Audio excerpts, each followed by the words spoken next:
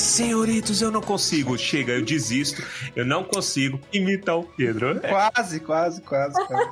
Ah, mas tem que ter, é tão legal. Almares, senhoritos e senhoritas, o meu nome é Torres. Meu nome é Baessa. Meu nome é Cristina Casagrande e eu vou desligar o microfone quando eu tomar o chá.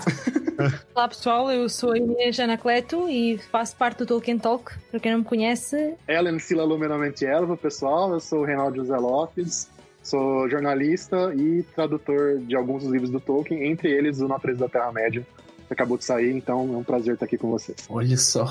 Hoje eu dei o golpe no Pedro. O Pedro está em Unai, né? E aí ele vai ficar ausente um tempinho. Quem tá ouvindo aí de longa data vai se lembrar, mas ele tá viajando, visitando a família.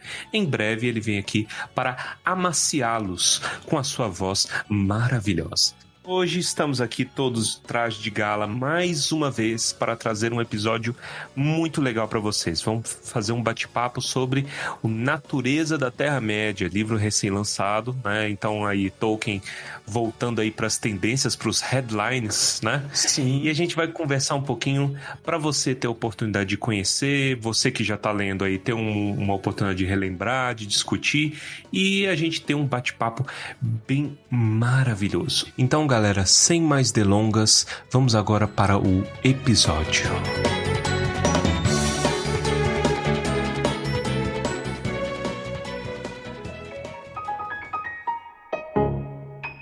Bom, gente, queria primeiro dizer que é um orgulho muito grande estar aqui tendo a oportunidade de conversar com vocês mais uma vez. A Inês, primeira vez aqui na casa, né? Um prazer enorme ter.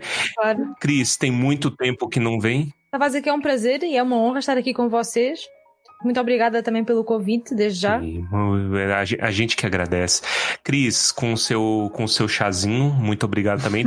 E então vamos dar uma introdução sobre esse livro, né? A gente assume aqui que tem pessoal novo chegando, tem pessoal que já está lendo o livro. Então eu queria ver com vocês já passar a palavra aqui para nossos convidados, né? Pra gente conversar sobre, primeiro, o que é esse livro, Natureza da Terra-média. De onde é que ele surgiu, né, essa ideia? Então, eu pensei, assim, a princípio, 3 pontos que me fez pensar em aspectos gerais, né? Depois a gente fala dos pontos mais particulares. Mas, assim, primeiro, a pertinência do livro. Particularmente, eu acho que ele é bem pertinente, por mais que em alguns momentos ele pareça que tá juntando uma raspa do tacho de muita coisa, principalmente na terceira parte, né? Mas eu acho ele bem pertinente porque eu tava vendo... Sabe aquele documentário? Eu esqueci o nome, mas é um documentário que aparece Verlin Flieger, Tom Shipp, o próprio Christopher, a Priscila aparece, enfim, é um documentário sobre Tolkien, acho que é da década de 1990. E o Christopher fala bastante, né, nesse documentário, ele dá bastante depoimentos. E aí ele vai falando, né, que ao final da vida, o Tolkien, ele começou a se preocupar com coisas mais filosóficas, metafísicas, sobre a mitologia dele. Só que é algo que o Christopher mesmo nunca juntou isso, né, e aí, recentemente, numa entrevista, o Carl Hostetter fala, né, que é um trabalho de 25 anos, que ele ia trocando cartas com o Christopher. Algumas coisas podem ser inéditas, outras são, sei lá, outras versões já publicadas em outros lugares, principalmente, né, no History, e outras em periódicos espalhados, né? Mas que é muito legal você ter num livro oficial sobre Tolkien, como o Sam Kenta, né, que é um ensaio muito, muito legal. Enfim, e que é muito legal você ter num livro, né? Então, assim, esse é o primeiro ponto, a pertinência, né? Pessoalmente, eu achei maravilhoso ter esse livro, porque eu gosto muito dessas coisas. Eu realmente gosto muito de filosofia. E eu acho isso ao máximo, porque assim, é uma gradação, né? O primeiro livro publicado do Tolkien, assim, é O Hobbit, que é aparentemente mais superficial, mais simples, né? Então, é muito legal. Sei lá, o Hobbit aparentemente é só diversão, e isso não é ruim, porque para Tolkien a diversão faz parte do todo sempre, né? Essas partes metafísicas para ele também era diversão, filologia, obviamente, porque ele era um filólogo. Então, eu penso assim que mesmo os mais, assim, os mais desavisados sabem que por trás daquela camadinha tem camadas muito mais profundas. Em vários níveis, né, de detalhamento, inclusive filosóficos. Então eu acho que esse último livro, vamos dizer assim, que vem depois do Christopher com essa carga bem pesada que o Rossiter carrega, né? Porque não é mais o filho do homem que tá fazendo, né? Isso daí já é uma outra discussão. Não é o filho do homem, é alguém que o filho do homem escolheu, mas não é o filho do homem. Então não tem aquele imprimatur, né? Aquela coisa, aquele selo real, enfim. Mas eu acho que é legal. E assim, o terceiro ponto que eu acho que é interessante, que eu me instiga a saber, né, a configuração. Porque apesar de parecer um pupurri de várias coisas, é legal, porque apesar de ser 500 páginas e umas coisas que você fala assim, gente, o Tolkien era louco mesmo. O que é isso? Esses cálculos, pelo amor de Deus. Já não basta saber escrever, já não basta ser um bom em várias coisas, agora vim fazer matemática. Mas o que me fez lembrar, apesar da linguagem, o propósito, o assunto ser totalmente diferente, me fez lembrar o espelho de uma revista, sabe? Você tem uma grande reportagens super pertinentes, mas de repente você tem uma charge, você tem uma receita, você tem, sei lá, entendeu? Fofoca, você tem horóscopo. Então, e assim, tem, sei lá, sobre o consumo de cogumelos, que é coisa inútil, mas também é uma página. Então, assim, dá aquele respiro, depois você lê uma série de ensaios mais profundos e filosóficos. Então, aparentemente não é um livro para ler do começo ao fim, como Hobbit, porque não é uma história contínua. É um livro mais para consulta, eu quero saber sobre, sei lá, a idade dos Númenóreanos. Eu vou lá e leio aquele capítulo e pronto, acabou. Mas você começa a ler, e como são aparentemente curtos, os maiores têm umas 10 páginas, apesar de alguns serem bem densos, né? Você meio que vai lendo, vai fluindo, entendeu? Seria mais ou menos como Contos Inacabados, por exemplo, né? Eu quero especificamente estudar alguma coisa sobre Tuor, ou alguma coisa sobre os Rohirrim, né? E aí você vai... Acho que ele tá mais pra história da Terra-média, assim, os 3 últimos volumes, eu acho. É pior que Contos Inacabados. Mas sim, desses que a gente tá mais acostumado, que a gente tem mais familiaridade, sim, Contos Inacabados. É que Contos Inacabados ainda tem mais história. E o Nature, ele tem muitos conceitos mesmo das coisas. Não tem quase isso. Acho que nem tem história. Praticamente não tem narrativa. Tem 2 passagens minúsculas, que é uma do Silmarillion e uma do Senhor dos Anéis. Por incrível que pareça, tem um trecho alternativo de um capítulo do Senhor dos Anéis, mas minúsculo também. Mas o resto é tudo coisa... É prosa ensaística, né? Ou rascunhão bravo mesmo, mas também de coisa que não é narrativa, que é ensaio mesmo. As partes assim, que Ero tá falando com Mão e sobre a encarnação élfica, aí tem um diálogo entre Mão e Ero. Mas, isso, assim, tem meio diálogo platônico, aí você parece um pouquinho diálogo platônico. Meu Deus falando com Mão, é barato, né? Enfim, mas não tem muito. O propósito não é ser narrativo, é mais conceitual mesmo. Assim, até tinha lembrado quando eu ia falar da parte que eu acho maravilhosa, né? É Hermione Feelings, né? O Eduardo Boêmio escreveu uma resenha sexta-feira e ele falava, então tem a parte que você estuda geografia, história, filologia, filosofia, ai meu Deus, amo! Tipo, Hogwarts da Terra-média, meu Deus.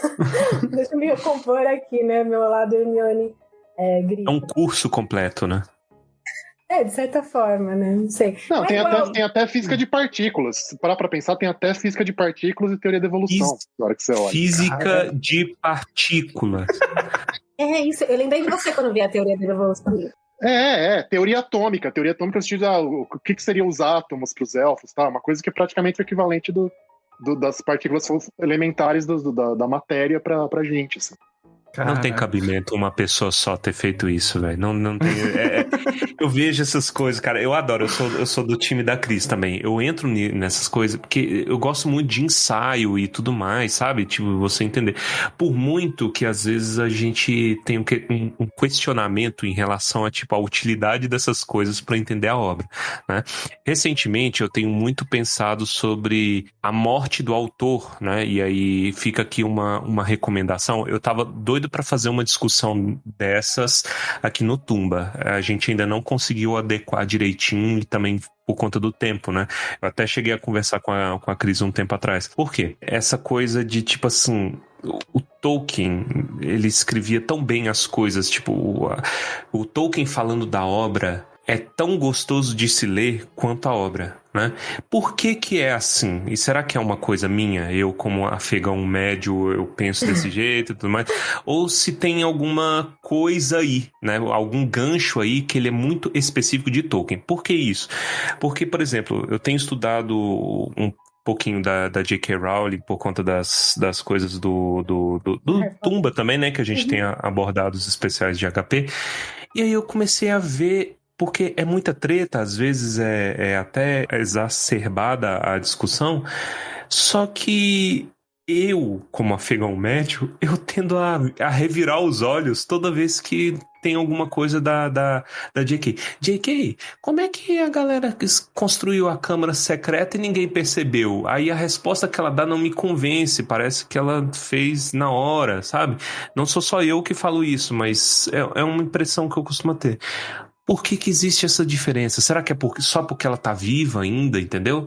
São essas coisas que às vezes é bacana de se analisar. Você sabe que o Tolkien também inventava umas coisas na hora também, quando ele recebia a carta, no caso, né? Graças a Deus ele não precisava lidar com rede social, né? Porque ele era só não carta. Não tinha Twitter, né? Não tinha Twitter, mas ele também inventava as coisas na hora. Mas eu acho que assim, né, é difícil tentar entrar na cabeça da pessoa, mas o nível de conhecimento que ele tinha sobre o próprio mundo criado dele é muito maior do que qualquer coisa que a J.K. Rowling tenha feito na vida. E um nível de criação e conhecimento prévio que ele fez antes dos livros saírem, e os livros demoraram muito mais a sair no caso dele do que no caso dela, né? Então, isso faz uma diferença, inevitavelmente faz uma diferença. Foi gestando por muitos anos a Primeira Era, né? E depois também ele se aposentou em 59 e foi morrer em 73. Então imagina esse tanto de ano que ele ficou lá, filosofando. Mas você falou esse negócio da autoria, e eu tava lendo, porque eu falo muito sobre isso com as meninas, né? Com a Vez, a Fê e a Bia. E eu até comentei que tem um ensaio, o Fate and Free Will, Destino e Livre-Arbítrio, né? Que ele fala um pouquinho sobre o autor, né? O conhecimento do autor, mas é uma discussão infinita. Lá na universidade a gente tem um grupo de pesquisa sobre isso, e aí tem um monte de autor. E é uma coisa que não tem um ponto final, eu acho, hoje em dia, assim, não vai ter um consenso na comunidade de humanidades sobre a questão da autoria, entendeu? O Tolkien, eu acho que ele é, como sempre, tanto conservador quanto moderno, e eu acho que nesse aspecto ele é os dois também, né? Quando ele fala de subcriação, mas ele fala de aplicabilidade também. Ele tá trazendo algo muito moderno e, ao mesmo tempo, algo muito conservador, como quase tudo no pensamento dele, né? Sim. Também agora esta questão do Tolkien responder às dúvidas dos fãs e tudo mais, quando alguém perguntava alguma coisa, bem é engraçado aquela justificação que ele de vez em quando dava, que era, não sei porque não tive essa informação. Ele entrava naquela questão de não ter sido ele a criar a história, não é? Mas sim de serem escritos que ele encontrava e ele traduzia. Então muitas vezes ele próprio também utilizava essa desculpa quando não sabia o que dizer sobre a sua própria criação. É um bocado interessante quando nós pensamos nessa questão dos fãs hoje em dia estarem muito envolvidos nas obras, também pela questão, é claro, das redes sociais, né? Porque tu tens contacto direto com o autor, né? Tu vais ao Facebook, vais ao Insta, vais ao Twitter e podes dizer aquilo que te apetece. Imaginem como é que seria quando o Tolkien escreveu o Hobbit e depois alterou a história do Hobbit, se isso fosse hoje em dia. Era impensável. Os fãs caíram-lhe em cima. Imaginem o Hobbit que nós temos em 37, onde temos a questão do capítulo 5, que foi aquele que foi mais alterado, não é? Temos a questão do anel e que depois o Tolkien altera. Adivinhas no escuro, né? Exatamente. Em que depois o Tolkien altera completamente para combinar com o Senhor dos Anéis. Imaginem isso nos dias de hoje. Era impensável. O povo não ia aceitar. As pessoas hoje em dia criticam tudo e questionam tudo e dizem que a obra é dos fãs, assim como é do autor. São coisas que, lá está, acho que há questões que não podemos comparar porque se passaram em tempos muito diferentes. E não podemos comparar a obra de Tolkien, acho eu, com mais nenhuma obra, como o Reinaldo estava a dizer, é impensável, porque Tolkien vivia para a sua criação e ele estava ali anos e anos e anos a criar uma coisa que ao início nem sequer tinha o intuito de ser uma obra publicada. Então é uma gestação que levou uma vida inteira. Nossa, mas é verdade, a safadeza que ele faz com o Hobbit, porque é uma safadeza, né? Convenhamos, né? Ele mudou tudo. Ele tira o dele da reta, né? E ele fala, não, gente, não sou eu.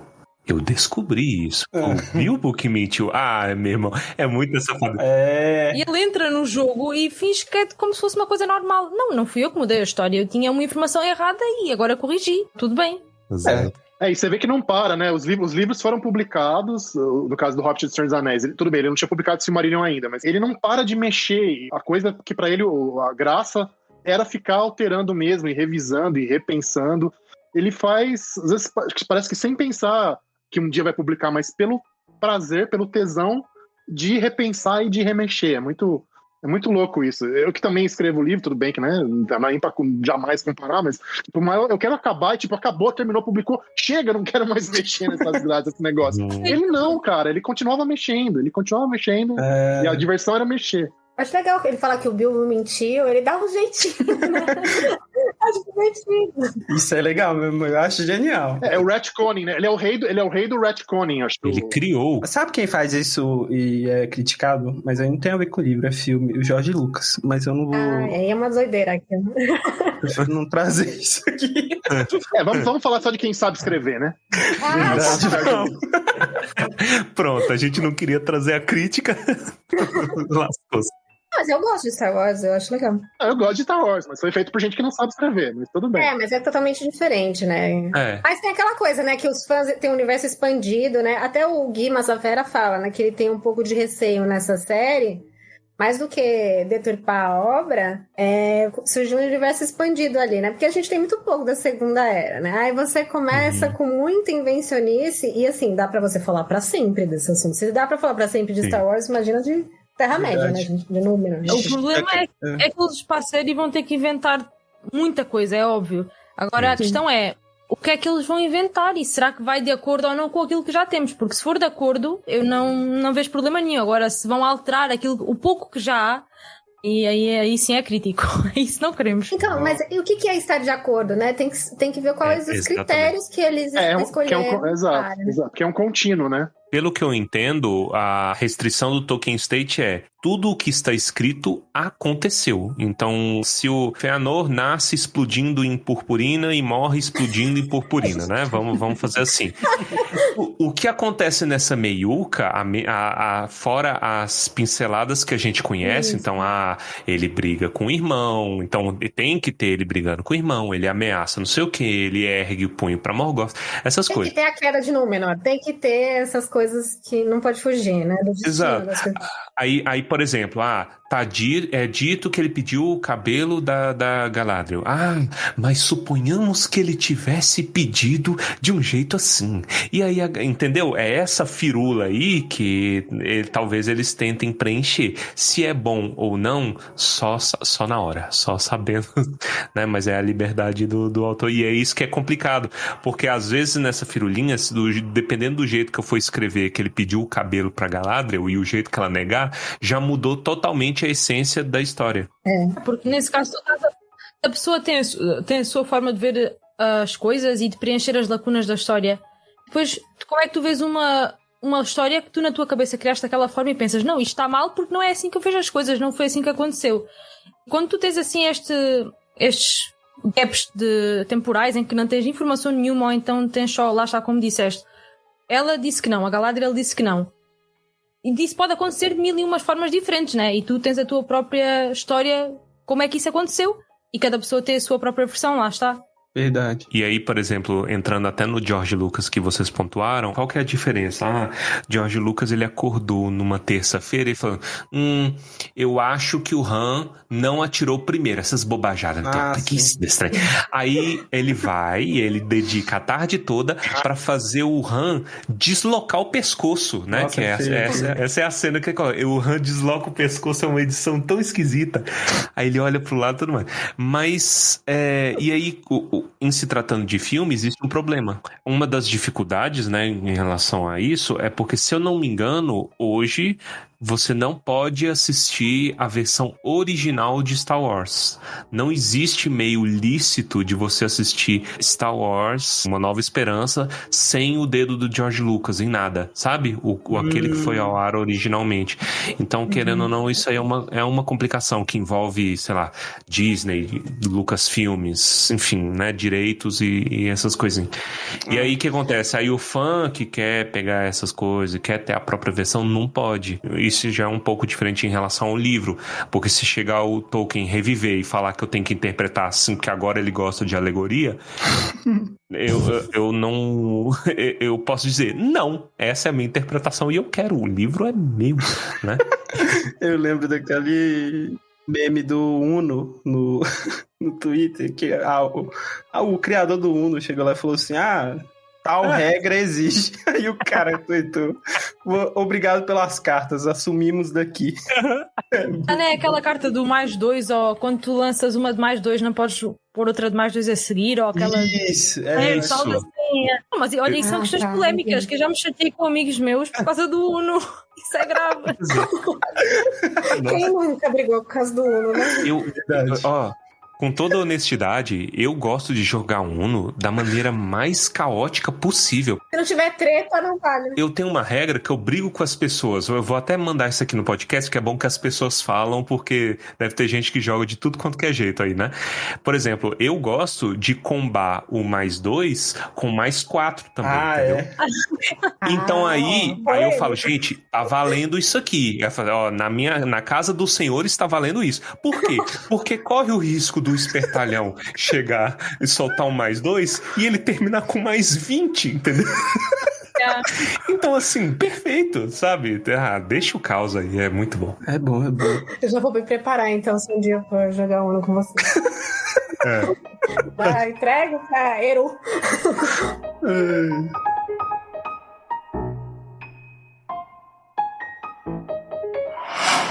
And so in his later years, he became involved in profound attempts to determine the nature of an immortal being who is nonetheless incarnate.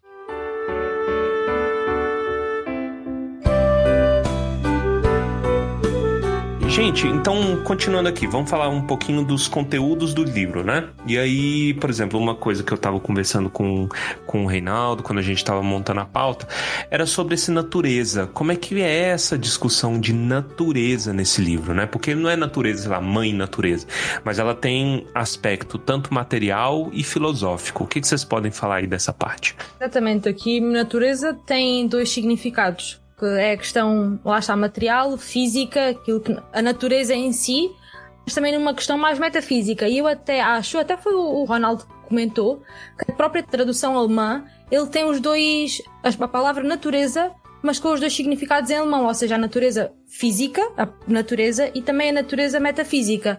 Então o livro tem sim estas duas abordagens. Lá está, temos a parte física, que para muita gente até pode ser aquela que é mais interessante, é a parte mais final do livro. Temos várias questões sobre, por exemplo, a natureza dos contos inacabados, não, credo. A natureza de Númenor. Temos vários aspectos sobre a ilha, informações únicas, incríveis. Até nos podem deixar a pensar, por exemplo, temos a questão que em Númenor havia ali uns ursinhos na ilha que tinham uma relação muito especial com os Númenóreanos. E isso pode levar um bocadinho a pensar-nos no Beorn. Haver aí alguma ligação, não sei. Isto é um livro que tem que ser estudado com muita calma, devagarinho, saber interpretar as coisas, porque temos aqui muita informação assim, lá está, é despejada no bom sentido. Era como a Cris estava a dizer há pouco, né? Parece que é um livro em que o Carl foi lá e raspou o resto de vários tachos, mas isso é bom também, né? Não quer dizer que seja uma coisa negativa. Também, por exemplo, a questão que pode chocar muita gente, que é que o Aragorn não tem barba. Por isso cancelem o Vigo. Aí entra naquela coisa que é meio aleatória, né? Mas tem porquê, né, Inês? Porque eles falam de ser ligado à linhagem de Elros, né? Que tá ligado aos elfos. Mas de qualquer forma, se aparecer com barba também não vai morrer. Se aparecer um Menoriano da realeza na série com barba, nossa, não é o mais importante. Não é isso, é a razão para que cancelem, né? Exato. Até porque isto é uma informação que saiu agora e que é bastante específica e nem toda a gente tem que ler tudo o cá de Tolkien, né? Por isso é daquelas questões, pronto, ok, nós ficamos contentes porque é uma informação que temos agora, né? Assim mesmo escrito de forma direta e assertiva. Tem que haver aquela ponderação e não sei o quê. É engraçado porque acho que não há nada sobre a cor do cabelo do Legolas. E ele fala do Legolas. E mesmo assim, não disse. Eu coloquei Foi de isso na lista. propósito, foi de propósito. Como é que é isso. essa história? É pra validar o Tumba, né? Que a gente coloca É verdade. aí. Isso, tudo pra validar, porque a gente sempre botou em dúvida o cabelo. Como é que é essa história? Eu tava conversando com a Cris anteriormente e eu fiquei intrigado. Como assim? Ele fala do Legolas, ele fala assim, gente, não tem certeza e é isso. Ele fala que o Legolas... Não, fala que ele é forte, que ele é... Fala da pisada dele, da agilidade, né? Tudo isso que a gente sabe, e que eles exageraram no filme do Hobbit. Tudo que a gente sabe, ele falou. Ou seja, não precisava, porque dá uma raiva, você fica esperando a cor do cabelo, finalmente, que é a treta... Não, a treta não, né? Mas enfim, né? Que é uma grande interrogação, se é que é igual... 70 anos de briga, né? Ou não. E cadê? Acabou com todas as nossas esperanças, entendeu? Então... Mas é legal, assim. Eu acho que é um livro bem equilibrado, assim, até. Porque traz essas coisas bem curtinhas. Tipo, o Legolas é um parágrafo. Aí depois você tem 10 páginas falando sobre mente, linguagem e telepatia e mente aberta e não sei o quê, entendeu? Então é um barato, assim. Eu acho legal. Ele entra nessa questão de habilidade dos elfos. Como é que é isso em relação à telepatia? Elfo tem telepatia? Não, aqui quando ele vai falar da aparência física, aí ele vai falar do Legolas, mas ele não fala da cor do cabelo. O engraçado é que ele fala até da cor do cabelo dos Númenóreanos. Então, tipo, por exemplo, os que vêm da casa de Beor, eles têm cabelo escuro, mas a pele é clara. Aí vai ter aquela discussão dos doidos, né? Na série. Tô até vendo, mas enfim. Aí, se for da casa de Hador, são louros e fortes. Tipo assim, a casa de Hador é o Thor, entendeu? São altos, fortes, loirão, fortão. E a casa de Beor é... o Homem-Formiga, entendeu? Não é tão forte assim, o cabelo escuro e a pele clara. Perfeito. Não vi nada de menção de pele negra nos Númenóreanos.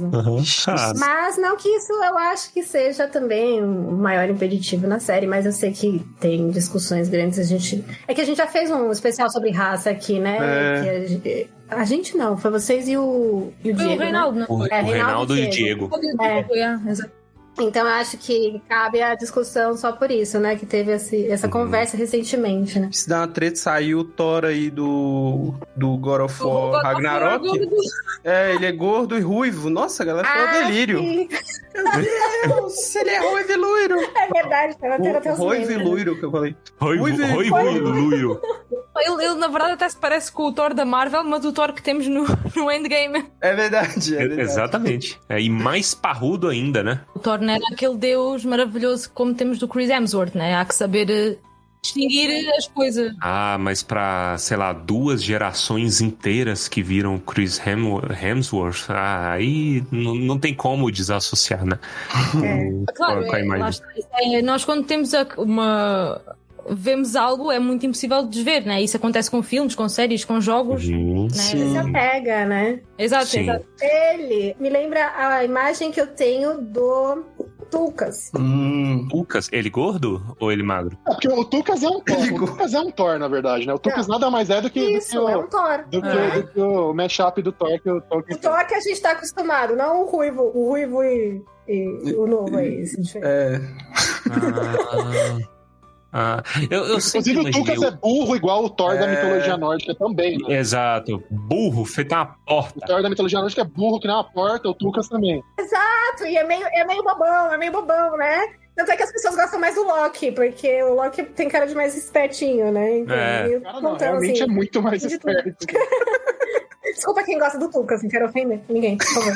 O Tucas, velho, eu sempre imaginei ele, tipo, de tanga e peles, né? Tipo, no ombro, um mínimo de roupa. Óleo mineral passado na pele, né? Aquela coisa assim, que é body, can you feel my body? Isso, e Dave o Bárbaro. Isso. Você lembra? O Bárbaro, yeah. Exato. Eu sempre lembro com aquela espadinha falante, né? A cara do Tucas, mesma coisa. Adorava esse desenho. Não, a espadinha falante é do departamento do rapaz azarado lá, é outro departamento. Isso, Ó, a gente tava mandando então, Reinaldo, sobre a natureza no aspecto material e filosófico. Você tem alguma coisa que você gostaria de mandar nessa área? Tipo? Pois é, então tem esse termo que o Tolkien coloca nos textos do livro que é erma, né? Erma é tipo a substância primordial. a partir da qual tudo em né, que é o universo, em Arda, que é a Terra, é criado. E aí ele começa a falar de variações nessa substância que produzem cada um dos elementos. Então é o ouro, é o ferro e por aí vai. Que é uma visão ao mesmo tempo que retoma o Aristóteles, né, Cris? A Cris, que é fã do Aristóteles, também deve ter gostado. Nessa ideia de que existia uma substância original para tudo, e ao mesmo tempo para a física de partículas moderna, porque você pensa logo em átomo quando você fala isso. Os gregos já sabiam, já postulavam a existência de átomo, e ao mesmo tempo, na hora que você começa a ver, você vai voltando para trás, voltando, os elementos, que cada elemento químico é um tipo de átomo, mas no fundo são só recombinações das mesmas coisas, né? De partículas elementares que estão ali por trás, que é só você, a maneira como você mexe na misturinha, que dá um elemento diferente. Então é engraçado como conversa com a filosofia grega e conversa com a física de partículas moderna. É muito louco isso. E fala de teoria da evolução também, né, Rei? Eu lembrei de você Também. Na ideia de que não necessariamente os Valar criaram um por um as espécies, mas eles criaram apenas alguns grupos primitivos com uma potencialidade interna deles, e que ao longo do tempo eles foram se diferenciando, né? Se bem que dá a impressão que o Tolkien não inclui os homens e os elfos nisso, seria uma coisa realmente à parte. Aí nesse lado ele fica mais distante da teoria da evolução, que continua pegando todos os seres vivos, inclusive o ser humano, né? E os elfos, supostamente, também, se eles existissem. Mas também tem isso. Então ele não foca só nos humanoides, mas ele vê como tudo, né? Tipo, todas as formas de vida, exatamente. Mas... E é engraçado, porque ele fica um pouco de separação, porque fala, não, os elfos e os homens reconhecem o parentesco deles com os outros animais, a semelhança de como o organismo funciona e tal, só que eles têm uma natureza que transcende os demais animais. Então, fica um pouco com o pé em cada canoa, assim, a impressão que dá, não fica 100% claro. Isso é uma coisa que eu adoraria entrevistar o Tolkien se ele não tivesse vivo, sobre esse detalhe. Deixa eu aproveitar uma perguntinha bem conveniente aqui no coisa, porque mandaram no Tumba tem um tempo, e aí pode ser um daqueles checklists, né, que a gente vive discutindo, os checklists de toda discussão sobre Tolkien. Tem que ter Balrog, tem que ter Tom Bombadil, tem que ter... ordem de leitura, e essa é um pouco mais nova pra mim, mas é porque um pessoal falou, chega a ter alguma coisa sobre as orelhas dos elfos? Essa discussão verdade. É nova pra mim, né? No livro, nesse livro não tem, né, Cris? Agora eu tô me falhando a memória. Acho que não. Tudo, porque é impossível ler tudo. Me avisaram na quinta, então... O livro é um tijolo, né? Eu também ainda não... Que não, eu li tudo. Fala muito de barba de elfo, a gente pode falar muito tempo, barba de elfo. Mas de orelha não, A parte da barba eu vi também. Tinha algum critério? Eu lembro só que o Círdan tem, né? O Círdan, e eu não lembro se ele é o único. Como que era esse rolê lá? Além, assim, tem que ser um elfo muito velho, basicamente, porque ele tem aquelas três grandes fases de vida, né? Era isso que eu ia dizer, há aqueles 3 estágios, né? E o Círdan supostamente já está nesse terceiro em que eles podem ter já a barba. É tipo a menopausa do homem élfico, entendeu? É que assim, eles falam assim que os elfos, apesar de não aparecer, isso é falado no Nature, né? Apesar de demorar, eles envelhecem sim. Embora eles durem o tempo de Arda, ou seja, enquanto o mundo físico viver, os elfos podem viver. Só que o Círdan é muito antigo, né? Então aí nessa fase cresce barbinha, né? Uma coisa que é interessante é a barba do Radagast, né? Que ele imagina o Radagast com uma barbinha encaracolada, a falha aqui embaixo, né? Meio loira. Bem diferente do Radagast do Peter Jackson, né? Que eu nunca gostei, eu detesto o Radagast. Tem cocô de... Não dá. Aquele Radagast lá não dá. Ele é todo podre. Ele é todo podre. É um besta. Acho que era pra ser um alívio cômico, mas fica um alívio de passar raiva, na verdade, né? Porque imagina, ele é um mago, ele é alguém de respeito, não é para ser um comic relief. Não. Ah, mas isso aí tem cara de ser decisão de cartola da Warner, inimiga do entretenimento. As coisas ruins a gente dá pra Warner, as boas a gente fala no PJ porque a gente gosta dele. Exato. Mas passa o pano pro Peter Jackson sempre. 70% das vezes vai estar acertada essa decisão. Eu zoei, mas eu acho isso mesmo. Não, e tipo assim, se você pega, sei lá, que nem o Reinaldo falou, se a barba é um sinônimo da menopausa, né? Um estado corpóreo tal qual do Radagast é o cara que você já vê e fala assim, ok, ele se cansou de tudo, né? Um elfo no estado dele fala assim, esse aí tá perto de bater as botas, né? Porque não tem cabimento, o cara é estragadaço. Mas ele fala da índole do Radagast, ele fala que ele não é corrompido no Nature, ele aborda um pouco mais do Radagast. Ele fecha essa questão? Ele fala, ele não é que ele foi corrompido, ele não debandou pro mal, mas ele virou relaxadão, sabe assim, tipo... O problema dele é falta de foco. Exatamente. Isso. E falta de fé na humanidade, o que é normal. É um mago com TDAH, coitado. É um mago com TDAH. Sabe o que a gente vê, assim, muito na internet, tipo... Prefiro bicho do que gente? É o Radagast, entendeu? Entendi. Tinha essa frase na descrição: quanto mais conheço os humanos, mais gosto de animais. Exato. Exato. Seria o epíteto, entendeu? Mas seria... Enfim, ele foi designado, tanto quanto o Saruman, pra ajudar, né, os homens e tal, como Istar, mas ele meio que desistiu, sabe? Porque a gente entende. Não é fácil ser humaninho, mas não, o Gandalf, ele permaneceu, né? Porque ele era mais humilde. E também tem umas diferenças muito interessantes sobre o Gandalf, eu achei. Pode falar ou estraga a leitura das pessoas? Pode. Pode, estragando ou não. Não sei, depende. Pode mandar, manda. Não é tão alto assim. Estragando. Ele tem, tipo, 1,67m por aí. Nossa! Estragou. É velho baixinho. Ele é mais curvadinho. E ele tem um senso de humor bom, que a gente vê isso bastante no Ian McKellen, né? Mas mais humilde, assim, né? Ele reforçou a humildade. Então, eu achei isso bem interessante. Ele é mais baixo, bem mais baixo que o Boromir ou que o Aragorn. E eu sempre imaginei ele muito mais alto, né? Sim.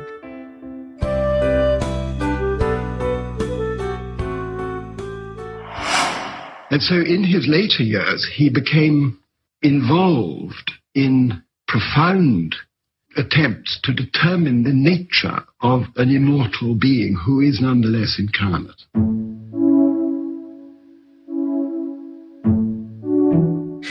Sabe um detalhe? Eu não consigo me lembrar de onde que é. Talvez seja dos capítulos dos Istari, lá no Contos Inacabados.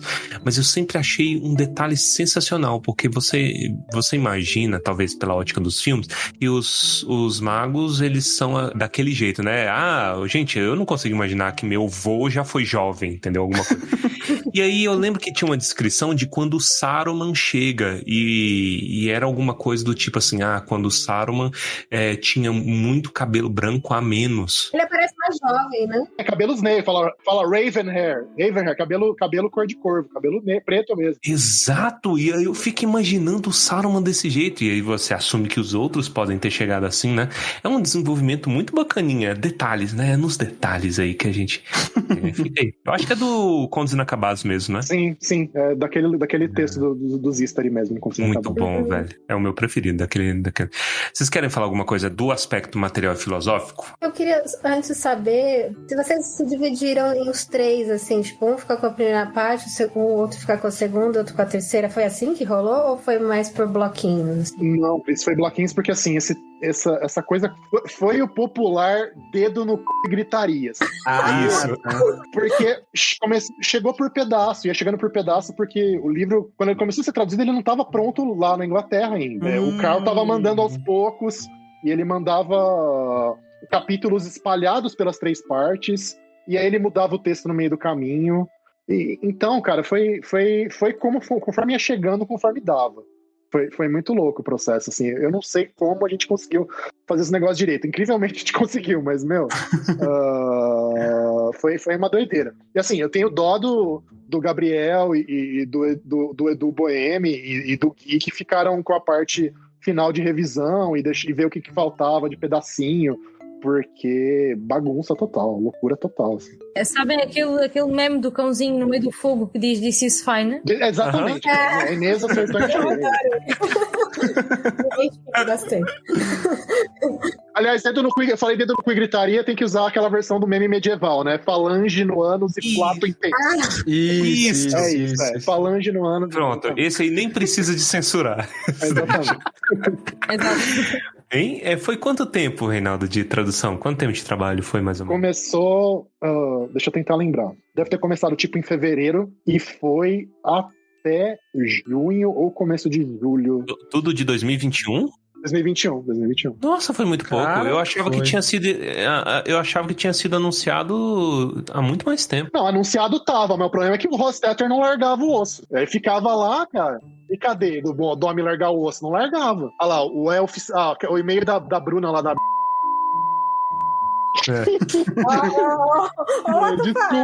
Desculpa. O e-mail da Bruna da HarperCollins. Tá aqui, ó. The Nature of Middle-earth agora é oficial, que é quando a gente começou mesmo, 28 de janeiro.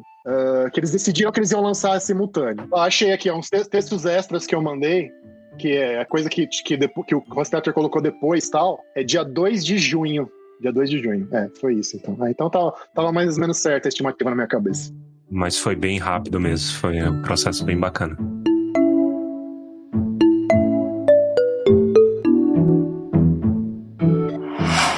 And so in his later years, he became involved in profound attempts to determine the nature of an immortal being who is nonetheless incarnate. A gente falando do processo de tradução, vamos partir para cálculo de idade. Gente, teve uma coisa, eu vi muitos memes, né? Agora é meme de livro. A Cris me mandou um punhado, eu tô achando uma maravilha. Foi a Veves, eu tenho o crédito. A Veves, então pronto, tudo começa na Veves. Aí a Veves mandou os memes lá da Nazaré Tedesco. O que tem a ver? É muito bom, gente. Esse livro é cheio dos cálculos da Nazaré. O meme é aquele meme que vemos a senhora com os cálculos à volta da cabeça. Exatamente. É uma personagem de novela aqui no Brasil. Na verdade, é Renata Sorrah o nome da atriz. Renata Sorrah. Isso. Acho que ela não gosta, né, do meme. Já falou. Eu lembro que tinha uma conversa assim. Internacionalizou até. É que ela ficou mais famosa por isso do que por ser atriz. Sabe? Ah, tá. Sei lá. Eu adoro quando eu tô vendo um ensaio de gringo, sei lá, alguém fazendo ensaio sobre filme da Marvel americano, sabe? Americano fazendo vídeo. E aí, de repente, mostra o foco na Nazaré e fala assim, cara, que massa. Nunca que eu ia imaginar isso. Se eu fosse ela, quer dizer que ela tem uma expressão muito boa. Olha, perfeito. Que nem, sei lá, eu esqueci o nome do ator original do Dumbledore. Ai, fugiu o nome. Richard Harris. Richard Harris não gostava de ser o Richard Harris. É verdade. Desculpa, não gostava de ser Ele o não gostava de Dumbledore. ser ele mesmo. Não gostava de ser ele mesmo. Não queria ser conhecido. O Elrond não gosta muito. O Leonard Nimoy, ele já escreveu um livro Eu Não Sou o Spock, aí depois ele se arrependeu e tem um livro que chama Eu Sou o Spock. Então, assim... Isso é o melhor dos dois mundos. O Elrond, ele não pode falar muito, né? O Hugo Weaving, porque tudo que ele faz, ele vira a cara da coisa. Ele é a cara do agente Smith. Aí agora ele é a cara do Caveira lá vermelha, que eu não lembro o nome. E não foi ele que fez o Caveira no Endgame. Puto. Mas enfim, vamos voltar. Nazaré Tedesco. Esse livro é cheio de cálculo, né? Você imagina Tolkien, você acha que vai ser só vida, filosofia, universo e tudo mais. Mas não. Então eu queria que vocês discutissem um pouquinho sobre isso. O que é isso? Eu preciso de aprender matemática pra ler Tolkien? Minha regra de 3 básica não vai dar certo. Eu só sei que quem traduziu a maior parte dos cálculos fui eu, e eu queria cortar achei que foi o tempo Ronald. todo. Não deram pro engenheiro, gente. É quando tinha aquela primeira versão do livro que saiu aí mais cedo, comecei a fazer assim scroll nas primeiras páginas e assim, não pode. Não. Que é isto? Não. É louco, eu também pensei, gente, ainda mais do que eu imaginava. Tem pré-requisito pra ler esse livro? O que é isso? Assim, tudo que eu não usei da função tabela no Word na minha vida inteira por ter feito curso de humanas, eu usei pra traduzir esse negócio. Nunca usei tanta tabela na minha vida do que... Um recadinho pra Bruna. Bruna, manda pro engenheiro, manda pro Ronald essas páginas. Ele vai mandando, né? É que o Ronald tava dodói, né? O Ronald acabou traduzindo um pedaço meio pequeno do livro porque ele ficou doente ao longo do processo, né? Precisa fazer cirurgia e tal, não sei o quê. Aí... O Ronald é engenheiro? Sim. Engenheiro químico, se não me engano, né? Olha aí. Engenheiro químico. Olha aí. O Torres... Começou direito e depois ele foi pra engenharia. O Torres é engenheiro, viu? Qualquer coisa. A gente manda a tabela pro Torres. Não pode reclamar, Torres vai ter que não me atrevo. É verdade. Não me atrevo nem de chegar perto dessa estirpe, desse calibre, não. Eu tava dando uma olhada numa simples, nem era uma tabela, era assim, tipo, idade dos Númenóreanos. Aí ele fala, até 20 você considera, pra ser equivalente a um homem comum. Aí o excedente, tipo, sei lá, 50, o excedente é 30. Você divide por 5. Nossa. Então fica 20 mais 6, 26 anos, entendeu? 26 anos do Númenóreano equivale a... O que eu falei mesmo? 50. Ah, não lembro. 50 de uma pessoa normal, entendeu? 5 dos Eu elfos. demorei um bom tempo pra entender. Não é, porque é que é em dois passos, né? Isso que é o legal é que ele propõe que tanto os elfos em maior grau quanto os Númenóreanos em menor grau, a fase inicial da vida, que é de crescimento, ela é mais ou menos rápida, semelhante à de um ser humano normal. É só que depois que a pessoa chega na plenitude, digamos, da vida, no jovem adulto, é aí que a coisa não estaciona, mas desacelera muito e vai indo num ritmo muito mais lento. Eles crescem depressa e depois chega a um ponto em que estabilizam, que até acho que ele diz lá que nos elfos atingem a maturidade dos 20 aos 60, né? E aí nessa parte eles mantêm o vigor, que é até depois a parte em que podem ter filhos, em que podem casar, podem engravidar, pronto, tudo isso fica aí nesse intervalo de tempo fixo, que é o tempo certinho para qualquer coisa acontecer. Eu acho legal que, assim, eles, apesar deles ficarem muitos anos jovens, eles amadurecem na mesma idade dos homens comuns. Não é que eles são crianções, entendeu? E demoram para amadurecer. Eu acho isso legal. E é diferente dos elfos, se eu entendi certo, não sei, o Reinaldo me corrige se eu entendi certo. Mas os elfos, eles têm fertilidade a vida inteira. Já os Númenóreanos, eles têm um limite até, sei lá, 125 anos. A mulher, que equivale a mulher de 41, por exemplo. Ou um pouquinho mais, assim, né? 40 e pouco. Que nem a gente, só que eles vivem mais, né? Então é mais velho. Mas só que mesmo assim, os elfos não têm muitos filhos. E os Númenóreanos são parecidos nesse aspecto, porque eles desprendem muita energia quando eles têm um filho. Eu até, quando li isso, falei, é isso que acontece. Exato, acertou na mosca. Mas o Francisco puxou toda a minha energia, porque tem mais criança nessa família, entendeu? Mas foi muito... Eu lembro quando eu li sobre o Fëanor, eu falei assim, meu pequeno Fëanor, Francisco, mas eu espero que só nessa parte e que, né, ainda tem tempo, né? De ter mais um. Isso. Mas assim, porque isso, a linhagem élfica, gente, tem brincadeira, mas eu achei muito divertida essa parte. Os primos do Francisco já olham torto, né? Falam assim, não vem mexer no meu barquinho, não. Não, viu? E por enquanto não vem nenhuma pedra mágica. Os elfos, o parto não é uma coisa que gera dor. As elfas não sentem dor quando dão à luz, mas já era isso que ela estava a dizer, que há um grande gasto de vigor. Eles ficam cansados de todo aquele processo de gestação, tanto que até depois as elfas têm aquele período que têm de descansar e têm de se recolher, depois voltarem sim mais tarde a poder ter filhos. Ou seja, não é o próprio dar à luz que cansa, é todo o processo que tira vigor. Eu queria pegar esse gancho aí que você está falando, né, das mulheres não terem dor no parto, que eu acho que é legal, que mistura um pouquinho com a questão filosófica, eu acho. E teológica, né? E teológica. Exato, o teológico. Os elfos, eles representam, pelo menos do ponto de vista mental e físico, dentro da doutrina cristã, né, os seres humanos com os dons préternaturais. Ou seja, dizem que a gente usa, não sei se é verdade, Rei, mas tem teorias, né, que a gente usa só 3% da nossa capacidade do cérebro, um negócio assim. Não, isso é cascata, isso não... É caô, né? Isso aí não, isso é caô. De qualquer forma, assim, a teologia cristã, ela diz que a gente tinha uma inteligência muito superior à que a gente tem hoje, antes da queda, né, antes do pecado original. E isso do ponto de vista teológico, religioso, né? Não sei se a ciência comprovaria essa questão. Mas o que importa é a teologia aqui, que a gente tá falando, né? A inteligência, a vontade, a força de vontade, né? Não a vontade no sentido de desejo, mas você ter um querer mais firme, né? Ter um caráter mais firme. Isso tudo era... Antes da queda, o ser humano era muito mais desenvolvido nesse sentido, entre aspas, né? E aí perdeu esses dons. E é dito, né, no Gênesis, que depois do pecado original a mulher ia ter dor no parto, e que o homem e a mulher iam tretar bastante, bababi, bababá, essas coisas, né? E que eles iam se cansar depois de trabalhar, porque eles trabalhavam, mas não se cansavam. Porque o problema não tá no trabalho, tá no cansaço, né? O trabalho nem é ruim, o problema é a gente ficar cansado. Enfim, então tem tudo isso. E aí, eu acho que justamente por isso que as elfas não têm essa dor no parto, né? Embora no nosso mundo primário existem mulheres animais que não têm dor mesmo, né? Ou quase nenhuma, mas é muito raro.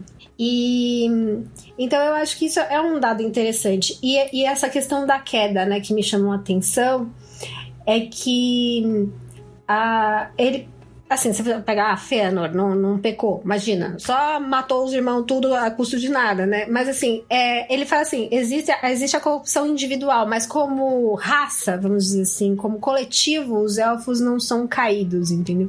Mas eu acho que é muito mais do ponto de vista de capacidade intelectual, né? E física do que moral, porque a gente vê eles fazendo cagada tanto quanto a gente, né? Então, mas eu acho que assim, ele quer representar como seria a capacidade humana antes da queda. É uma grande diferença que ele fala, isso ele fala, não, nenhum elfo em nenhum momento jamais fez, que é adorar o mal, né? Adorar o Morgoth, o Sauron, isso é uma coisa que fala, isso pra ele é um negócio absoluto, e isso realmente não aconteceu, ao contrário do que aconteceu na origem, na própria queda dos homens, né? Essa talvez seja a grande diferença do ponto de vista mais espiritual, né? Teológico. Que os Númenóreanos começaram a fazer culto a Melkor, né? Exato. E supostamente os ancestrais mais remotos lá, antes de alguns se desgarrarem e irem pra Beleriand, de se aliarem aos elfos, parece que alguns também tinham feito isso lá naquele começo. Desde o princípio, né? Uhum. É uma coisa que a gente nunca... No Silmarillion passa muito rápido, né, a jornada. Desde a época que os elfos acordam lá em Cuivienen e depois toda a jornada rumo ao mar, é um negócio super rápido, assim. A gente sabe que passa muito tempo, mas os detalhes ali dentro não tem, né? E aí essas coisas que são meio tabela, na verdade ele começa a desenvolver o que tá acontecendo ali dentro. E aí ele fala que entre os... É meio que um prenúncio do Fëanor, na verdade, né?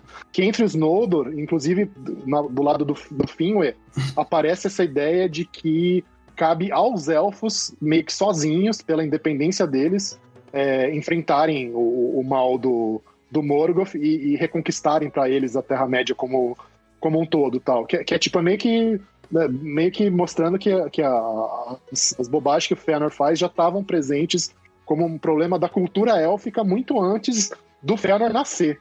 Achei muito, muito louco isso, assim, muito interessante. E o Tolkien usa a palavra heresia para designar essa coisa. Eu acho que é parecido com os Númenóreanos, que falam que eles se tornaram...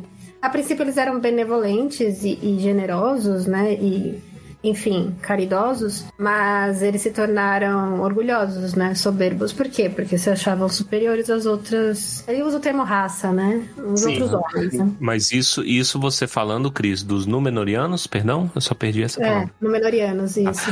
No caso dos Númenóreanos, eles já tinham uma ordem maior das coisas. O Reinaldo, ele tava falando sobre os elfos antes de irem pra Aman, tipo, os elfos no escuro. Isso. Qual que era a referência deles? Isso é uma pergunta... como é que fala? Complicada, assim, no coisa, mas, tipo, qual que é a referência dele pra ter heresia, entendeu? Considerando que eles estavam sozinhos ainda, era eles por ele, entende? Então, tem várias versões também, né? Mais esse problema, mas o que dá a entender nessas narrativas que são muito picotadinhas, né? São frases curtinhas e tal, mas é que seria o que aconteceu entre o período que o Orome encontra os elfos, né? Vai com o cavalinho lá e encontra.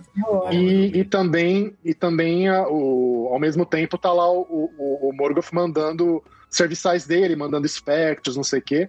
E aí os elfos teriam passado, na verdade, alguns milhares de anos tendo esse contato com o Orome, antes dos Vara decidir que era pra eles irem, e depois mais vários milhares de anos atravessando a Terra-média. Então tem todo esse tempo, que na verdade é gigante, que é mais do que a história inteira da civilização humana, para os caras desenvolverem esse monte de coisa. Então o Silmarillion tá tudo muito comprimido, tá tudo achatado, telescopado em 10, 15 páginas, mas é tipo 10 mil anos, 15 mil anos de coisa acontecendo. Até nisso parece Bíblia, né? É impressionante. Sim. Porque tem histórias fantásticas de centenas, milhares de anos que um capítulo. Tem razão. Toda a parte antediluviana, né? Pré-dilúvio. Exato. Um tempo gigantesco ali. Né? Exato. E são fantásticas as histórias que você fica... Eu queria saber mais, mas não tem. É só que... Tem até pedaço de mito pagão lá no meio, toda aquela história dos filhos de Deus, tendo filhos com as filhas da Terra. Aparentemente eram deuses menores. É um rolo ali. Aquelas partes de dedo... Tem uma parte dos dedos, não tem? Dos dedos? Que agora dedo não tá lembrando. Brincadeira de dedo com as crianças. Isso é no livro, é sensacional. Isso é lindo. Sim, Isso é muito lindinho. Tem que ter os nomes de engraçadinho. Vocês estavam pensando na Bíblia. Oh, legal. Eu jurava que era. Gente, eu dei um jurava salto, que era- sorry. Aí eles também falam lá naquela questão que os elfos não eram destros nem canhotos, não sei se vocês dizem aí canhotos, que é mesmo como Sim, os canhotos. canhotas. É que eles, Sim, sim. eles eram ambidestros do termo, não é? Ambidestros, Isso, ambidestro. Exatamente. Mas achei interessante porque e eles dizem lá que não havia, imagina, discriminação entre aspas se tu escreves com a mão esquerda e não escreves com a mão direita, como acontece, por Isso é exemplo. ótimo. Eu sou canhota, então eu sofri isso. É, meu filho também é. Então, tipo, era Francisco também. aquela coisa, já não fica triste. Então, mas achei bastante Você conhece um poema de Carlos Drummond de Andrade que ele fala: vai, Carlos, ser gosto na vida, Inês? Não conheço. Depois eu te mando, que faz essa brincadeira com gauche, quer dizer esquerda em francês, né? Mas me lembra um pouco a questão do canhoto. Meu filho também é canhoto, então... A Laura, minha filha, também é, Cris. Também é canhota. Mas eu morro de dó, né? Antigamente. Pergunta honesta, essas gerações mais recentes não tem mais esse problema de superstição, né? Que eu lembro que, tipo assim, até a minha geração, canhoto era coisa esquisita, né? A gente tem um amigo que ele apanhava pra gente, que fazer bom. de Que destro. judiação, cara. Deus me livre. Não, a minha mãe amarrava a mão dela atrás. Sim, a minha mãe acho que tem essa história, que ela nasceu canhota, mas não deixaram e ela aprendeu a escrever com a mão direita por causa disso. A minha mãe usa faca com a mão esquerda, o resto dela vai Minha mãe é a mesma escrever coisa. Eu acho muita sacanagem isso, é muita ignorância. Mas não dá ideia, porque hoje em dia tá surgindo cada coisa esquisita. É verdade. Mas eu acho engraçada a estranheza com ambidestro. Teve uma vez que eu fui, eu não sei o que era que a gente tava fazendo, tava eu, Baessa, mais uns amigos nossos, que a gente foi na serra lá em Unai. Você lembra dessa história, Tite? Que aí a gente tava, e aí não sei o que foi que eu peguei uma pedra com a mão esquerda e eu joguei. Aí o Baessa parou assim e falou assim: desde quando você atira com a pedra com a mão esquerda? Eu falei assim, não, arremessar coisas eu só arremesso com a mão esquerda. Mas você escreve com a direita. Mas eu faço isso, é assim que eu aprendi. Mas não pode, você não faz isso aqui. Mas eu faço com os dois, porque tem coisas que é só com a direita e tem coisas que é com a esquerda. Aí fica nisso, esse preconceito, o preconceito dos ambidestros aí, ó. Vamos contar pro pessoal, quem não leu ainda, os nomes élficos os nomes élficos de criança pros dedos, que é muito bonitinho. Ou é muito sim. spoiler? Não, conta. Acho legal, acho fofo. Porque começa a contar pelo polegar, né? Então, polegar é o papai, o indicador é a mamãe, Isso. o dedo médio é o filho grande, o dedo anelar é a filha, e o mindinho é o bebezinho. Agora você imagina Elfinho falando isso. Muito Gente, mas eu fofo. fazia isso com a mão dos meus pais. Eu lembro de ir na igreja pegar a mão dos meus pais e ficar brincando que era uma família. Que legal isso, né? Mas tem um videozinho de criança aí, eu não sei o nome, João, José, a minha sobrinha assiste. E aí ela fica cantando uma musiquinha que é papai dedo, onde está? É verdade, eu vejo em inglês. Mommy finger, where are you? Here I am, here I am. Acho que deve ser da igreja, né? Que ela fica. Aí a gente tem que responder, senão ela fica Mas é cantando. fofinho, é bem fofinho. Deixa eu ver se eu pego aqui rapidinho os nomes élficos. Deixa eu ver se agora eu não consigo achar nada na busca aqui desse Kindle maldito, mas peraí. Vocês estavam falando da Bíblia, né? Da formação da Bíblia. Antes que eu esqueça, que eu acho legal, que no final tem a parte que ele comenta sobre questões metafísicas e teológicas, né? E ele vai falar que na Igreja Católica, essa questão de dividir o mundo em eras, existe essa eras do mundo, né? Que existe essa cultura dentro da Igreja Católica, né? E é dito que Cristo nasceu na 6ª era do mundo. Então eu achei bem interessante, que provavelmente ele deve ter feito essa divisão já considerando essa noção de eras dentro do cristianismo, né? Faz sentido. Se bem que várias outras culturas também têm eras, tal, mas acho que pela numeração, por ser numerado, acho que tem a ver, sim. Sim, acho que ele até mencionou isso. E também por causa do Tolkien ser bem catolicão, né? Então acho que ele deve ter se inspirado nisso, né? Aí que é a fonte dele. E é bom porque não tinha direito autoral. Até essa coisa aí dos dedos, né? Ele pode colocar a música e tomar a propriedade livremente. Olha a safadeza. Aí o Tolkien fala que a gente tá na 7ª era. Em 1960 era a 7ª era. Então a gente tá na 7ª era. 7ª era. Achei aqui, ó. Então, o polegar é Atia, né? Que é papai. O indicador é Eme ou Emia, que é mamãe. O médio é Tólio ou Iônio, que é o filho mais velho. O anelar é Nete ou Célia, que é a filha.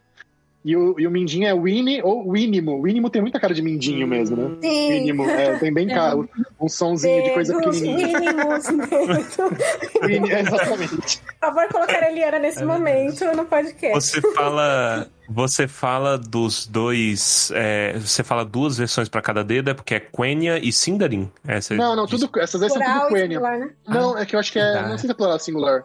Eu acho que é uma sem possessivo, porque o substantivo do Quenya tem essa coisa de colar o pronome possessivo no final do substantivo. Então eu acho que é um sem possessivo e outro com possessivo, pelo que eu tô vendo. Meu Jesus. Meu polegar, é isso? Isso. Ou meu polegar, ou polegar ou meu polegar, e assim vai. Meu Jesus, que coisa maravilhosa. É muito complexo. Não dá. Sabe que língua que faz isso? O árabe faz isso. O árabe faz essa coisa de grudar o pronome possessivo no final do substantivo. O hebraico também, eu acho. E o Tolkien, até onde eu sei, ele tinha muito contato com o hebraico, né? Ele pelo menos chegou a traduzir coisa do hebraico lá. O livro de Jonas, né, tal, que ele traduziu.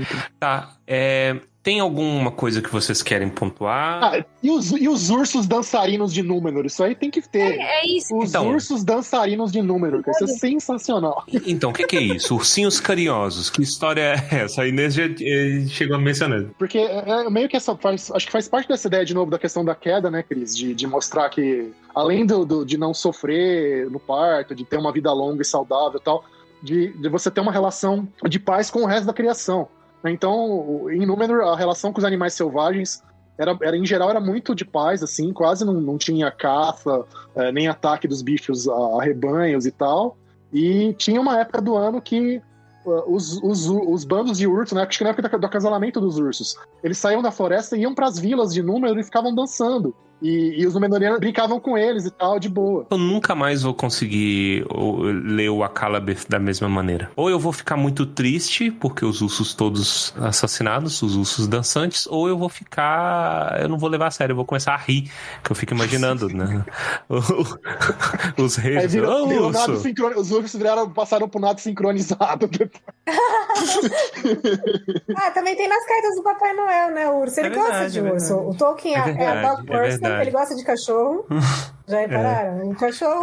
Sim. Aliás, numa Força Horrenda, lá, o último livro da trilogia espacial do Lewis, também tem urso dançante, né? Também tem um urso lá que interage com os heróis e tal. E no final ele acha uma ursinha. Não sei se nesse caso teve alguma próxima. Tanto o Tolkien é dog person, que pra mim me marcou ele botar, tipo assim, querendo ou não, é uma das criaturas mais nojentas, né, que ele faz todo o esforço ali pra você ficar com ódio da Laracna, e aí no final ele toma cuidado de falar que, tipo assim, o Sauron acha que é dono dela, mas ela como uma gata, e aí entre vírgulas ele fala, como uma gata, ninguém manda nela, entendeu? Ela é senhora dela.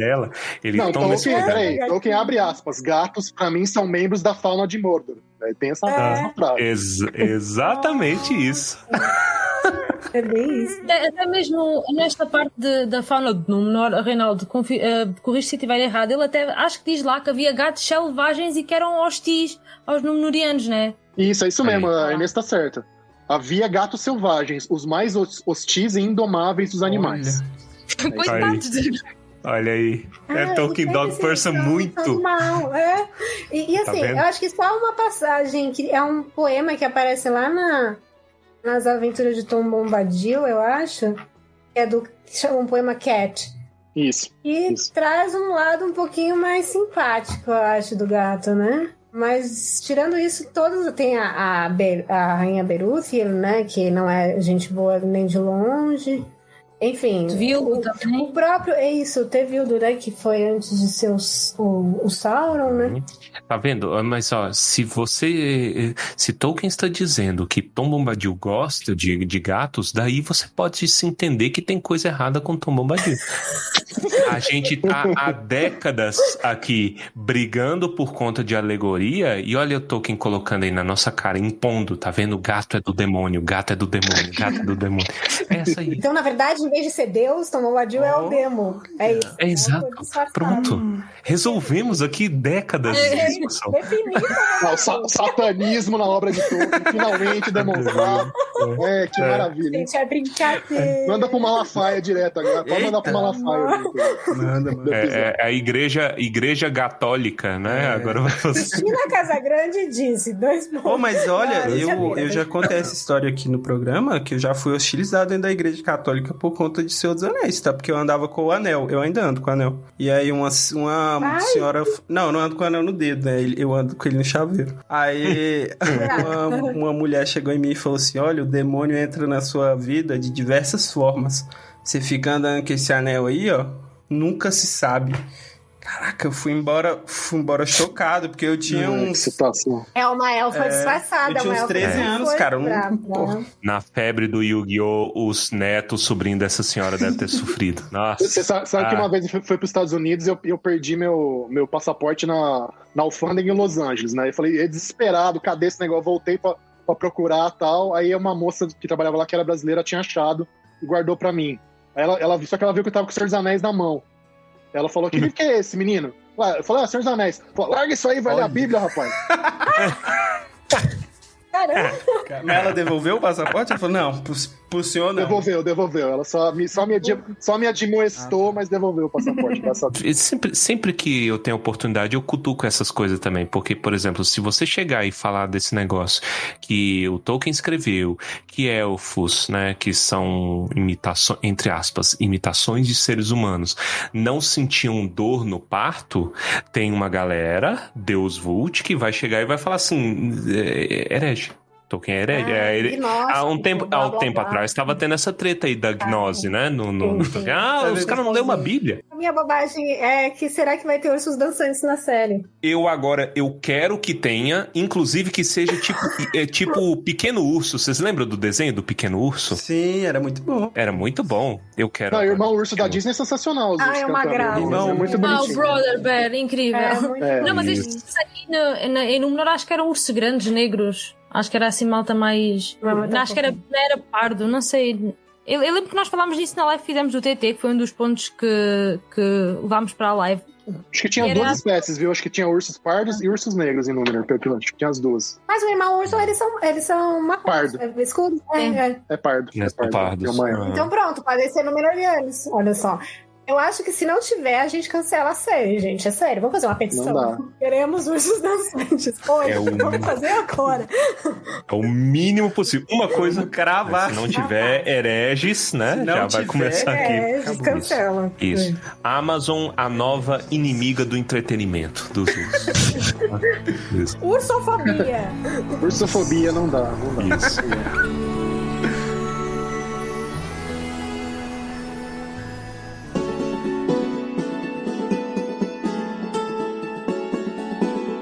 Bom, e agora com esta música maravilhosa, este programa está sendo lançado no dia 20 de setembro. Amanhã é o melhor dia do ano, 21 de setembro, então tem que ter uma música adequada. Então vocês vão ter que engolir setembro aí. E vamos finalizar aqui esse programa, esse bate-papo maravilhoso que a gente teve aqui com a Cris, com a Inês e com o Reinaldo e com o Baessa e comigo, né? Sobre a natureza da Terra-média. Gente, muito obrigado pela presença de vocês, pelo carinho. É um prazer, assim, a gente poder tirar um tempo para conversar sobre isso, rir junto e descobrir mais coisas, né? Eu espero de coração que os ouvintes tenham gostado, né? Que quem tá em dúvida, baseado nas loucuras que a gente trouxe aqui, possa ler esse livro, né? E enriquecer a sua jornada aí pelo universo de Tolkien, né? Nossas redes sociais, Tumba do Balim, sempre Tumba do Balim, tumbadobalim.com.br, nosso site, né? Quem quiser, quem puder ajudar também, a gente tá aí com a campanha no nosso PicPay, né? Tem tudo no nosso site, no apoio coletivo. Dá uma olhada lá se você quiser nos ajudar, né?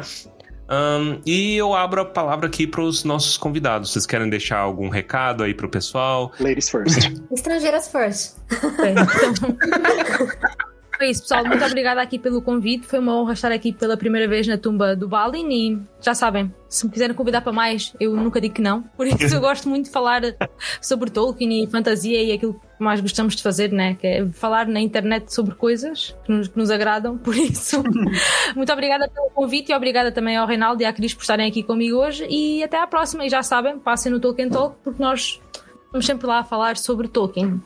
Obrigada.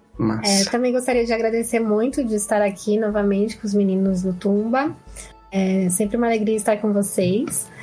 Muito obrigada ao Rei, obrigada a Inês. Na primeira vez que eu converso com a Inês, foi uma grande honra. E enfim, eu tenho uma conta no Instagram, Tolkienista, e um canal Tolkienista também. E o site tolkienista.com, então quem quiser, não deixe de conferir.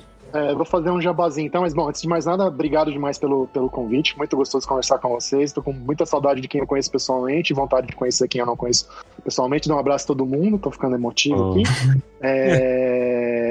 O jabá que eu vou fazer é o seguinte, se vocês quiserem ler um livro novinho que tá saindo agora, sai dia 15 de setembro, então agora que sair vai estar quase uma semana de lançamento apenas, se chama sobre história da violência humana, desde das cavernas até a era atômica, cheia de citação de Tolkien no meio do livro, inclusive, epígrafe de Tolkien e tudo mais.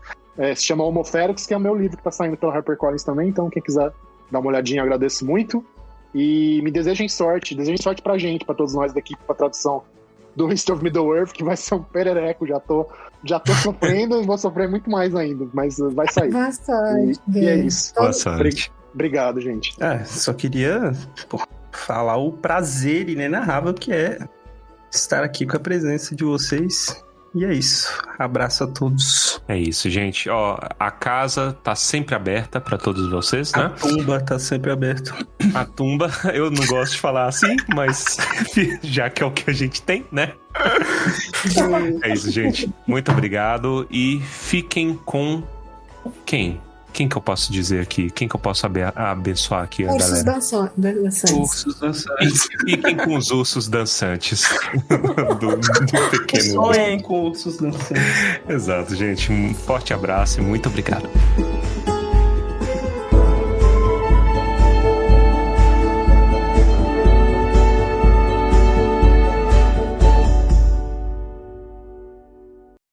Inês? Inês? Inês tá aí? Inês? A Inês caiu? Será? Volta, Inês. Deixa eu ver. Era a net que estava ainda a reconectar. Não sei porque, fiquei sem net mesmo. Computador, telemóvel, tudo. Inês, eu queria dizer que isso é muito bom de saber que não acontece só no Brasil o tempo todo. Até na Europa acontece, gente. Se acontece na Europa, tá perdoado.